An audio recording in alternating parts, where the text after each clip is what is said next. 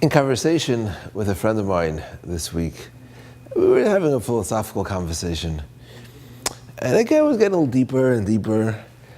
And it came to a point, he's like, you can't think like that. You gotta turn off your brain. It comes to a point, you just gotta turn off your brain. Now, I don't know about you, but I know if I would turn off my brain, I would die. I think everybody would. So I don't want to turn off my brain. Sometimes you got to think. So once you're thinking, you're going to come across things that don't seem right. So how do you deal with that? For instance, in this week's Parsha, we're told that the Sanhedrin has the final say. And you got to listen to them. To the point the Torah says, "Lo yisasur min hadavar asher yagidu lecha." Don't veer from the word they tell you, yamin usmol, right or left. You got to stay on their path. Rashi says something fascinating here. He says, "Afilu oimer lecha al yamin shehu smol ve'al smol shehu yamin." A proclamation came out that your left hand is actually your right hand, and your right hand is your left hand. You got to go with it. To me, that sounds like turning off your brain. Don't think. They tell you, do. What's up with that? How could they tell you that? I know my left hand. I know my left hand very well. How could you tell my left hand is my right hand? How does that make sense? Or if you have kids, or if you remember back in playgroup playing the hokey pokey, put your left hand in and put your left hand out. So that game is played in one of two ways.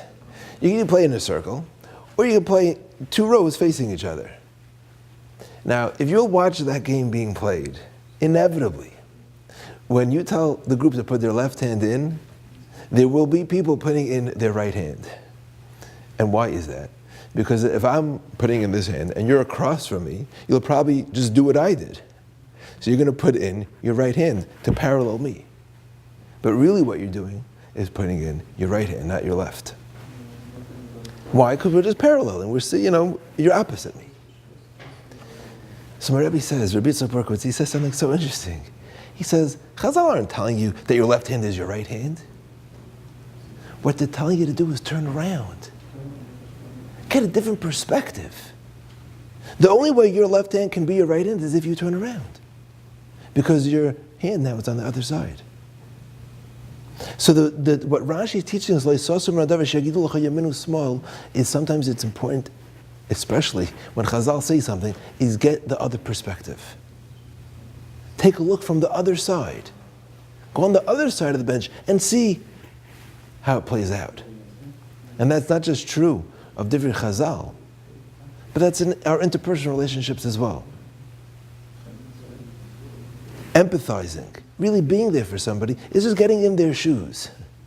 And that means we got to not turn off our brain, but really turn it on super high.